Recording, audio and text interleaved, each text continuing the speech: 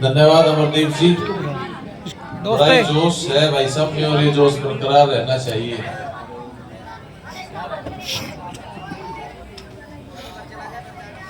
बहुजन समाज में जन्मे बच्चों, बोलना चाहते हो तो मेरे साथ आ जाओ, सुनेंगे सभी आपकी बात। आप आइए यहाँ पर।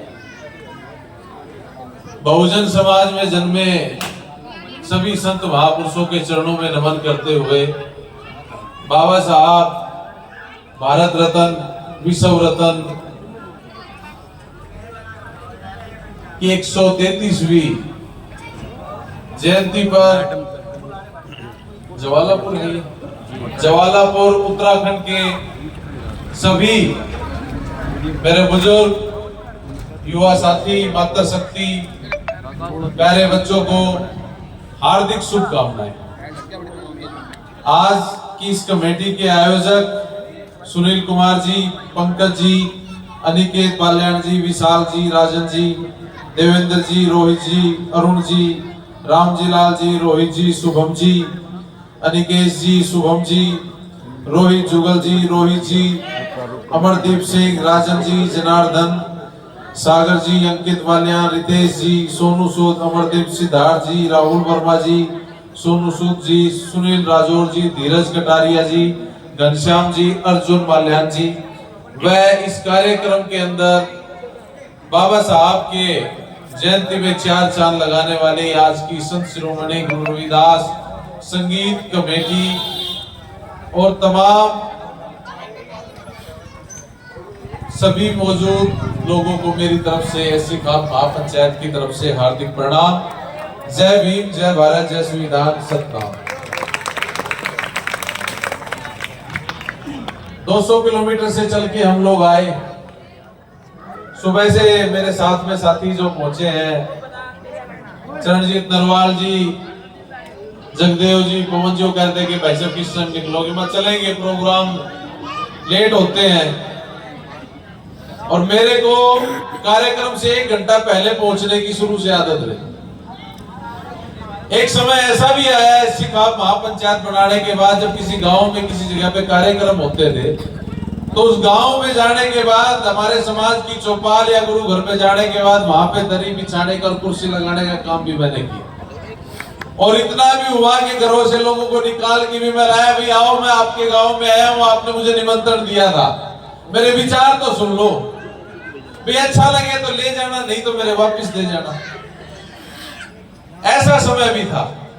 और आज एक ऐसा समय भी है कि मैं हरियाणा की पावन धरती से चल के जवालापुर की पावन धरती पे 200 किलोमीटर दूर पहुंच के आया।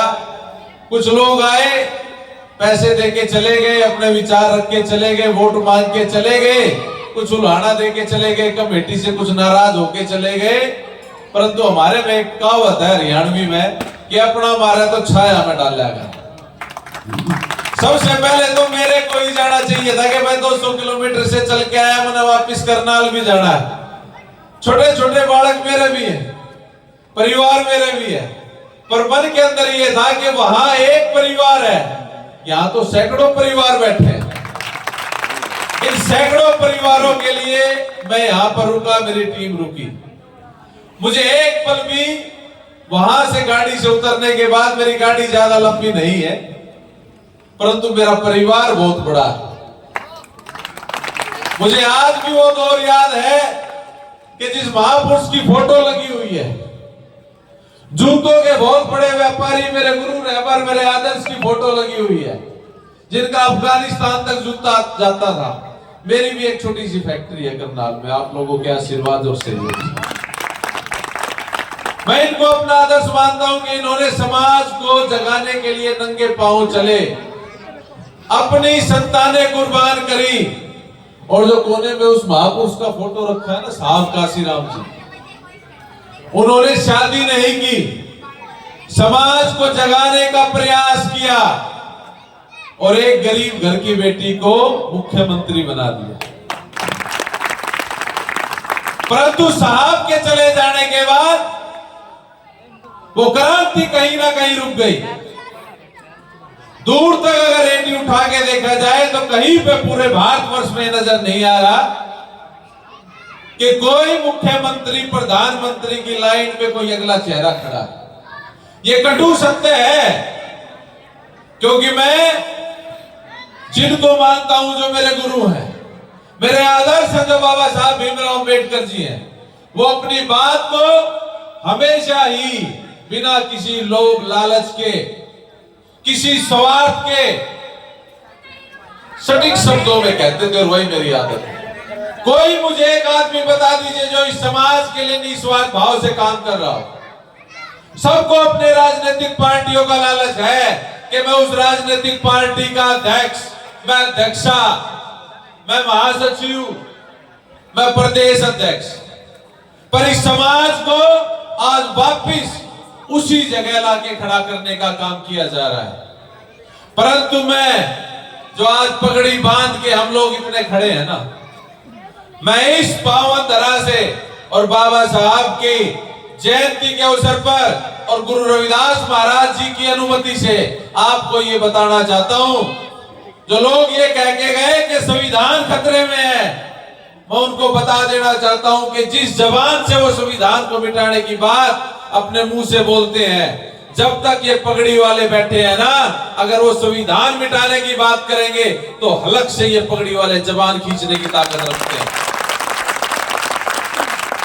ऐसी खाप महापंचायत अपने फैसलों के लिए जानी जाती है, अपने गुरूर के लिए जानी जाती है। पश्चिमी उत्तर प्रदेश के अंदर, हरियाणा के अंदर, राजस्थान के अंदर, मध्य प्रदेश के अंदर मेरे बुजुर्ग और युवा साथी बैठे हैं। खाप पंचायतों ने हमारे ऊपर बड़ा अत्याचार किया। और अत्याचार कैसे किया कि इन चबूतरों के ऊपर, मंचों के ऊपर तो वो पगड़ी पहन के बैठे, हमारे लोग चाय पिलाए, पानी पिलाए, उनकी झूठन उठाए, और फैसला भी आया तो किसके खिलाफ आया? हमारे समाज के लोगों के खिलाफ आया। समय के साथ साथ राजनीतिक पार्टियों ने भी हमें शूद्र कहना छोड़ दिया, नीच कहना छोड़ दिया। एक नई गाली निकाल के लिए आए। उस गाली को अक्सर हमारे मंच के माध्यम से हमारे नेता लोग भी दोहराते हैं। हमारी मंडली के भी कुछ लोगों ने उस शब्द का प्रयोग किया। अगर मेरी बात अच्छी लगे तो उस शब्द को हटा दीजिएगा, क्योंकि वो शब्द बाबा साहब ने संविधान में कहीं नहीं लिखा, परंतु राजनीतिक पार्टियों ने अपनी मानसिक सातिरता के हिसाब से हम लोगों को गुलाम बनाने के लिए एक नई गाली इजाद करके रख दी, जिस गाली का नाम दिया गया दलित, दबे कुचले, शोषित। मैं आपसे पूछना चाहता हूं कि जिस समाज के उस समय के दौरान अफगानिस्तान तक अपने जूतों का व्यापार करते थे, हमारे सिर के ताज संत शिरोमणि गुरु रविदास उस समय के बहुत बड़े व्यापारी रहे, जिन्होंने भारत देश का संविधान लिख दिया, विश्व रत्न की उपाधि से जिनको नवाजा गया। और जिस समाज के छैल गाभरू, हट्टे कट्टे नौजवान, उत्तराखंड हरियाणा के बच्चे पगड़ी बांध के चलते हो, वो दलित कहलाते हैं क्या? वो शोषित दबे कुचले कहलाते हैं क्या? क्या सड़क से चलता हुआ कोई आदमी हमें ये कह के गुजर जाएगा कि वो ढेड़ के छोरे, वो ढेड़ की छोरी? है किसी की ताकत? बताओ मुझे, है किसी की ताकत? क्या हमें कोई ये कह दे? और जो पगड़ी बांध कर चला जाए उसने तो रुक कर रुकवाएंगे, और चौधरी साहब किस जाना है, किसकी बाट देखो, साधन खराब हो गया तो हम अपनी गाड़ी में छोड़ आओ। ये पहचान जो पगड़ी बांधने की शुरुआत आज से 3.5 साल पहले ऐसी खाप महापंचायत की करी, मैं आपको बताना चाहता हूं, उस समय मेरे साथ कोई चलने को तैयार नहीं था। गांवों के अंदर लोग मुझे सुनने को तैयार नहीं थे, परंतु एक टीस मन में थी, एक मन के अंदर कहीं ना कहीं उबाल उठता था, इस सीने के अंदर दर्द छलकता था कि जिन खाप पंचायतों ने हमारे समाज का शोषण किया, हमारे समाज की भी खाप पंचायत होनी चाहिए। और हमने 2021 के अंदर खाप पंचायत का निर्माण किया। हरियाणा प्रदेश के अंदर 6 महापंचायतों का सफल आयोजन किया। महिलाओं के सम्मान में मैंने 14 दिन की भूख हड़ताल रखी, 16 दिन की पैदल यात्रा अपने समाज के लिए हमने निकाली, और आज आलम यह है कि उत्तराखंड की टीम भी बनके तैयार है और बहुत से साथी जुड़ने को तैयार है।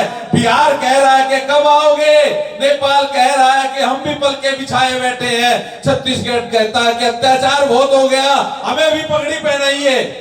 पर मैं इस मंच के माध्यम से, बाबा साहब के माध्यम से जानना चाहता हूं कि ये समाज की पगड़ी, चौधर की पगड़ी, ऐसी खाप जो इसकी पगड़ी बांध के चलते हैं, लंबे लंबे तुर्रे बांध के चलते हैं, इस पंडाल में बैठे हुए कितने मेरे नौजवान युवा साथी मानना चाहते हैं?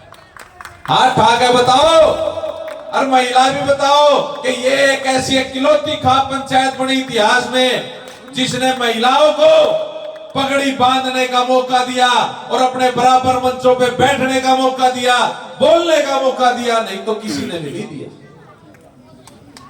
और अगली बार जब आए ना, तब सारे तो मेरी माताएं बहनों के सर के ऊपर पगड़ी होनी चाहिए, और जितने मेरे युवा साथी बैठे उनके सर पर होनी चाहिए। और मैं तो यूं कहूं कि 1 महीने के दौरान मैंने दोबारा बुलाओ और यूं कहो कि जी हमारा पगड़ी बांधनी, आ जाओ। ये सारी पगड़ी हमारी महिलाओं को समर्पित है। तो भाई महिलाओं को पगड़ी अर्पित है, परंतु महिलाओं का साथ भी जरूरी है, मंच पर उनका बैठाना भी जरूरी है। ऐसी लहर लेके आइए कि जहां भी पगड़ी बांध के आदमी दिख जाए तो यूं कहे कि भाई ये सिखा पड़े चौधरी है।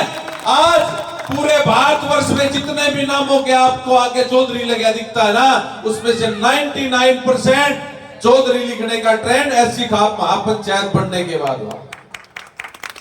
हमने विश्व कीर्तिमान स्थापित करते हुए चमार रेजिमेंट स्मारक की स्थापना की। यूं कि मेरे दादाजी चमार रेजिमेंट के वीर योद्धा रहे, और जब लौट के आए तो एक तोप का घोड़ा हाथ में लेके आए थे कि देखो इनकी हम भाई खजांची दे, हम अपने समाज का नेतृत्व करते थे। मेरे गांव से 5 वीर योद्धा रहे, और जिस गांव में चमार रेजिमेंट स्मारक बनाया उस गांव से भी 3 चमार रेजिमेंट के वीर योद्धा रहे। और इस चमार रेजिमेंट के अंदर अकेले अकेले चमार नहीं थे साथियों, मैं बताना चाहूंगा, उसमें वाल्मीकि भी थे, दानक भी थे, परंतु चमारों की संख्या ज्यादा थी तो इसलिए उसको चमार रेजिमेंट का नाम दे दिया। 6.5 फुट ऊंची प्रतिमा, 10.5 फुट चौड़ी प्रतिमा बना के हमने वहां पर विश्व कीर्तिमान स्थापित किया। किसी भी देश की सरकार आई गई, सीएम बने, पीएम बने, एमपी एमएलए बने, किसी ने भी हमारे पूर्वजों को जिन्होंने कुर्बानी दी उनका शौर्य दिवस बनाने की कोशिश नहीं करी। 100 गज का टुकड़ा हमारे स्मारक के नाम नहीं दिया। और आपके समाज के इन बच्चों ने 1-1 रुपया चंदा मांग के स्मारक को बनाया। और 1 मार्च को, इसी 1 मार्च को 80 साल में पहली बार चमार रेजिमेंट का ऐसी खाप महापंचायत के द्वारा प्रथम शौर्य दिवस मनाया गया। 80 साल में प्रथम शौर्य दिवस हमारी जाति के चमार रेजिमेंट के सिपाहियों का बनाया गया। तो कितना बड़ा दुर्भाग्य है हमारे लिए, लोग हमें दलित कह जाएंगे, 5 किलो अनाज देने का वादा कर जाएंगे। मैं यूं कह रहा हूं कि भाई 5-5 नौकरी देने का वादा क्यों ना करते। और मेरे को ये बताओ, बाबा साहब ने ये कहा कि भाई रानी के पेट से राजा पैदा नहीं होगा, यही कहा ना, संविधान से पैदा होगा। और हमारे समाज ने क्या ट्रेंड चला दिया, हमारे समाज ने यही ट्रेंड चलाया ना कि जिसका बाप एमपी उसका बेटा विधायक, और जिसका बाप विधायक उसका बेटा एमपी। परिवारवाद चला दिया। और हमारे हिस्से क्या आया, हमारे हिस्से चंद पैसों के टुकड़े जो हमें हमारे कार्यक्रम में देके जाते हैं, चंद वो सिक्के जो हमारे बच्चों को स्कॉलरशिप के रूप में मिलती है। पिछले 8 साल से हमारे बच्चों को यूनिवर्सिटियों के अंदर स्कॉलरशिप टाइम पे नहीं मिल रही, इसलिए कि इनकी स्कॉलरशिप आएगी नहीं, फीस भरी जाएगी नहीं, और ये अनपढ़ रह जाएंगे, पेपर में नहीं बैठेंगे तो डिग्री भी नहीं आएगी। और नौकरियों में जब भर्ती होती है सारों की लिस्ट लगा देते हैं, हमारे बच्चों को 100 में से 60 नंबर आए फिर भी उसकी मेरिट लिस्ट में उसका नाम नहीं आता, उसको नौकरी नहीं लगाई जाती। और हम किस गुलामे में कि राज हमारा आएगा, कभी नहीं आएगा। आज चुनावी माहौल चल रहा है, बाबा साहब ने 2 अधिकार दिए पहला अधिकार दिया कि जनरल सीट के ऊपर जनरल कैंडिडेट लड़ेगा, और दूसरा अधिकार दिया कि उस पे एससी समाज का भी आदमी लड़ सके। कितना ही गाना कोशिश करी भाई, ताली बजाने की तो बात है नहीं, जब अपने कोशिश ना करी तो मैं झूठी ताली किस लिए बजानी। उस मसीहा को देख रहे हो ना, एक छोटी सी कहानी बताऊंगा। छत्तीसगढ़ के एक लोकसभा क्षेत्र के अंदर चले गए, और जिसको चुनाव में खड़ा करना था उसका परिवार कांग्रेस का परिवार, कांग्रेस का फॉलोवर, और रिजर्व सीट थी।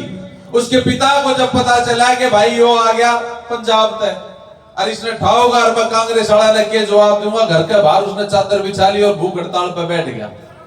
उसका छोरा भी डर गया, कहते मेरा बापू मर जा, तो बोला कि जी साहब जी मैं चुनाव नहीं लड़ पाऊंगा।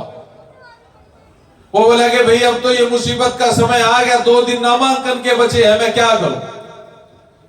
और उन्होंने कहा भी पैसे भी नहीं है नामांकन भरने के जो मैं भर लूं, कार्यकर्ताओं का हौसला टूट जाएगा। तो साहब ने उसके बराबर चादर बिछा ली कि भाई तू अपनी तो उठा, मैं अपनी बिछा लूं। वह इसलिए बिछाई कि नामांकन के पैसे इकट्ठे करने थे। अपने समाज का बोलना था, और वहां पर उन्होंने पैसे इकट्ठे करे, और एक दिन में 700 रुपए इकट्ठे करके दिए हमारे समाज ने। 500 रुपए उस समय नामांकन की फीस होती थी, और 200 रुपए बच गए। वो बोले अब चुनाव का प्रचार भी करना है, और जो साथी मेरे साथ चले उनके पास तो साइकिल है और मेरे पास तो कुछ भी नहीं। उन्होंने टीम के साथियों से पूछा भी एक साइकिल लिया हो, जाके 200 रुपए मांगती हो, तो वो एक साइकिल लिया और प्रचार के लिए निकल चुके। अब तो टेक्नोलॉजी का जमाना है, गाड़ियों का जमाना, बाइकों का जमाना है, वो साइकिल से चल पड़े। और मैं अपने समाज के लोगों को बताना चाहता हूं कि संघर्ष को देखते उस समय समाज ने उनका साथ दिया, और एक गरीब हमारे समाज के मसीहा को, उस समय तो बहुत से लोग गाली भी देते होंगे साहब को, फिर भी समाज के लोगों ने साथ देते हुए 32,000 वोट दिए। मात्र 700 रुपए की ताकत देखिए, समाज की ताकत देखिए कि 32,000 वोट मिले कुछ ही समय में, और वो चुनाव हार गए, परंतु वो पीछे नहीं हटे। मैं आज इस मंच के माध्यम से ये जानना चाहता हूं कि 700 रुपए तो आज सबकी जेब में पा जाएंगे, मेरी जेब में भी पा जाएंगे, किसी की जेब ना तो घर में पा जाएंगे, एटीएम गूगल पे में पा जाएंगे, और 12,500 रुपए फीस, और फिर भी कोई लड़ने की हिम्मत नहीं रख रहा। आपका तो शायद समय जा लिया होगा नामांकन का भाई साहब यहां से, है ना, परंतु हरियाणा में बचता है। अब बात कोई ना कोई उठ के यूं ना कह दे कि चौधरी साहब लंबी लंबी तो फैक्टर लाग रहे, उत्तराखंड में आ गए, हरियाणा में क्या करोगे। कैसे को भाई, समाज का अधिकार है, समाज के नुमाइंदे बाबा साहब ने अधिकार दिया है, दूसरों के सामने तो बोले नहीं, पर अपने अड़ा की तो टांग खींचने में सब ताकत रहो कैसे। परंतु इस मंच के माध्यम से गुरु महाराज के आशीर्वाद से एक बात कह के जाना चाहता हूं, मैं किसी राजनीतिक पार्टी का विरोध नहीं करता, ना समर्थन करता। जो गलत करेगी पार्टी गलत कहेंगे, और जो सही करेगी उसका सही कहेंगे, यही बात बाबा साहब से हमने सीखी। परंतु ऐसी महापंचायत अपनी बात को पूरा करते हुए, आजाद सोच और आजाद नेतृत्व की बात करते हुए, हमारी एकता हमारी पहचान के नारे को सार्थक करते हुए, और साथ दो साथ चलो की मुहिम को साकार करते हुए हरियाणा के अंदर भी कहीं ना कहीं 1-2 एमपी का चुनाव आजाद लड़वाने की कोशिश जरूर करेंगे। अरे यहाँ के ये भी अपील करूंगा कि जितने साथी पगड़ी बांध के बैठे, जो खाप से जुड़ रहे, और जिन आप 1 महीना में जोड़ोगे, वो सारे के सारे प्रचार के लिए आ जाना, क्योंकि मैं कहने में शर्माता नहीं हूं, और कहने में जिसने करी शर्म उसके फूटे कर्म। आप सभी मजबूती के साथ खड़े हो, अपनी एकता का परिचय दें। जिस वोट के लिए बाबा साहब ने इशारा किया ना उंगली से, उस वोट की ताकत को समझिए। 5 साल में एक बार सांप निकला, हमारे हरियाणा में क्या होता है, 5 साल में एक बार सांप निकलता है, और उसको मारने के लिए हमारे समाज के लोग ये कहते हैं 5 साल में सांप निकलेगा और वो मारना है। अब 5 साल पूरा शोर शराबा पंचायत सबकी में करें, और एक लठ ने तैयार करा, ठीक है, और वो लठ का खूब तेल लगावा कि लठ टूटे ना, क्योंकि धरती में अगर लठ मार देवा सुखा टूट जाएगा। सांप के एक बार लाग गया चीज ना लाग गया, मानो ना, तो उसका खूब तेल लगावा, और जब वो सांप निकले है ना, उस लठ न कोने में धर दे, कहते बड़ा सुथरा लाग गया है कि इसके टांच ना लाग जाए, कोई खरोच ना आ जाए, इसलिए उस सांप को नहीं मारते। और वो सांप हमने 5 साल डसे, और उस सांप का नाम पता है क्या है?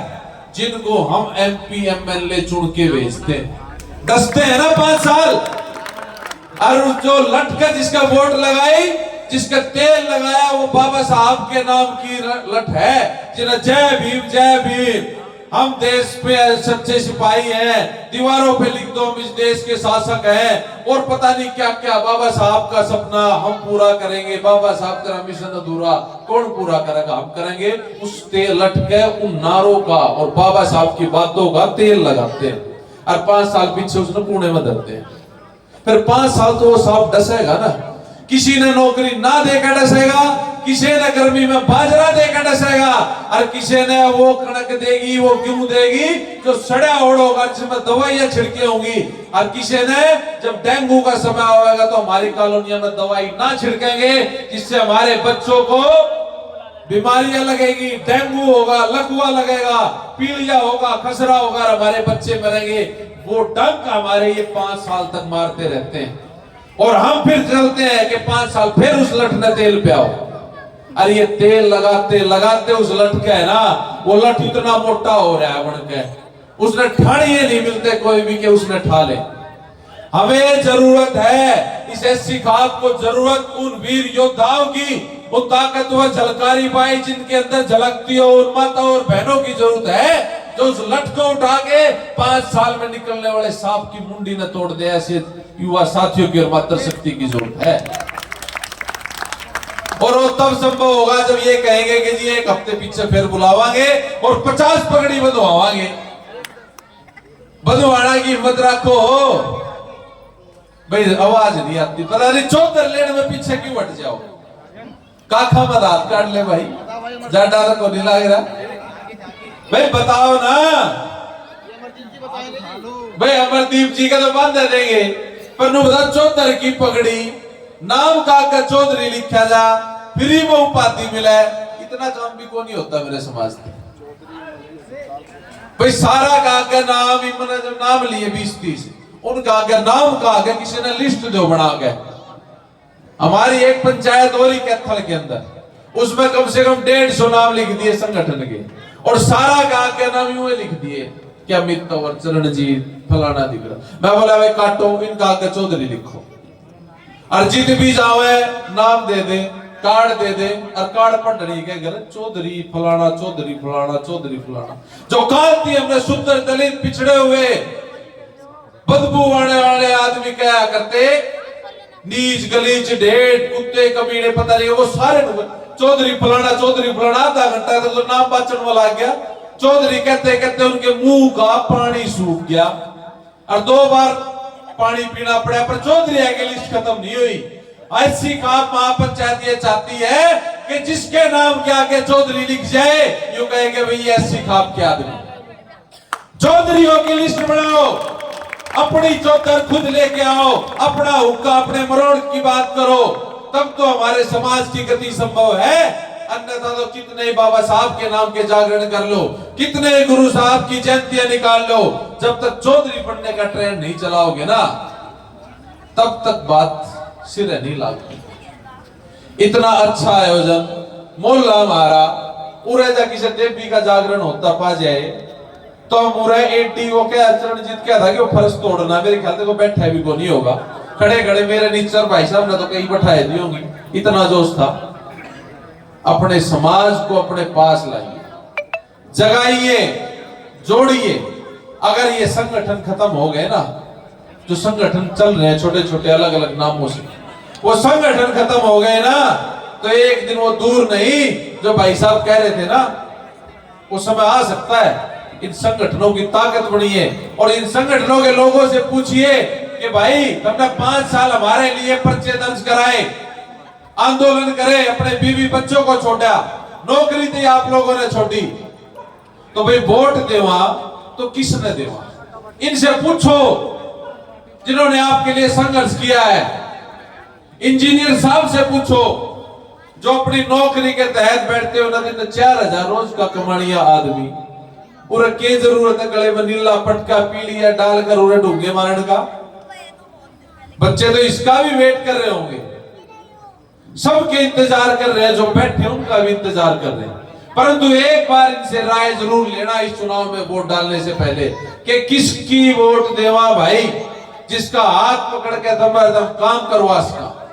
नहीं तो अगले 5 साल फिर पर्चे दर्ज होंगे, फिर मुन्ने बुलाओगे, फिर मैं ये बात कहूंगा या बात हुए चलती रहेगी, परंतु वो सांप नहीं मरेगा। इसलिए इनकी पूछ करना सीखो कि भाई आप सब कुछ करते तो कहां चले।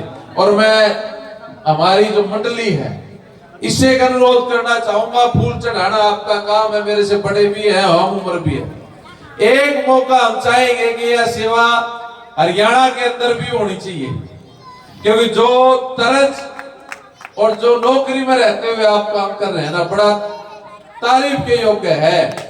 हम चाहेंगे किसी दिन भाई शनिवार ने बुला ले, प्रोग्राम कर ले, संडे ना आपकी आओ, भगत बढ़िया तरीके से करके हरियाणा का खाना पाना बाणा पगड़ी बांध के आपका सम्मान करके हम आपने वहां भी मौका दुआवा और भाई प्रचार हो, क्योंकि अच्छा गा रहे हो, ले बहुत बढ़िया जोश बढ़िया। मैं तो भाई साहब का ढोलक सा बजाओ देश ने देख रहा था बड़ा वो, और वो भाई साहब उसकी टुन सी मारा थे एकदम, मेरा जी भी करा था कि ले भाई मैं भी कर लूं, कि कॉलेज टाइम में करा कर। हमें जुड़ना चाहिए एक दूसरे। कभी आज भाइयों ने मुझे यहाँ पर बुलाया, इतना मान सम्मान दिया, इसका ऋण तो मैं कभी नहीं चुका पाऊंगा, परंतु जीवन में मेरे शरीर का अंतिम कतरा भी समाज के लिए कहीं काम आया तो मैं अपने आप को धन्य समझूंगा कि मेरे ऊपर गुरु महाराज का कहीं ना कहीं आशीर्वाद रहा जो मैं समाज में चला। मैंने कई पार्टियों में काम किया, कई बार मैं टूटा भी। मैं पिछले 1 महीने से ब्लड इन्फेक्शन से चल रहा हूं, परंतु फिर भी मैंने कल ग्लूकोज लगवाई, डॉक्टर साहब से मंगा दिया, चला दे, काल की जरूरत नहीं है, कट्ठी ला दी और कहीं इंजेक्शन डाल दिए, दूर जाना। हम ये चाहते हैं कि आप अपने समाज से जुड़े, चमार रेजिमेंट स्मारक से जो जुड़े, जो विश्व में इकलौता बना है। सपना मेरा हो सकता है, ऐसी खाप के द्वारा उसकी शुरुआत हो सकती है। प्रत्येक व्यक्ति का सपना बनाइए उसको, प्रत्येक व्यक्ति अपने आप को ऐसी खाप का सदस्य मान के चलिए। और देखिए हमारी एक रणनीति है कि अगर हमने कोई फैसला लेना भी है ना, हम समाज के लोगों को इकट्ठा करते हैं, चाहे किसी को वोट देनी हो, कोई काम करना हो या किसी का समर्थन करना हो, हम सबसे पहले अपने समाज के लोगों से पूछते हैं कि भाई हमारे मन में ये विचार आया है, आप लोगों की क्या राय है। आपसे पूछे बिना हम एक कदम नहीं रखेंगे।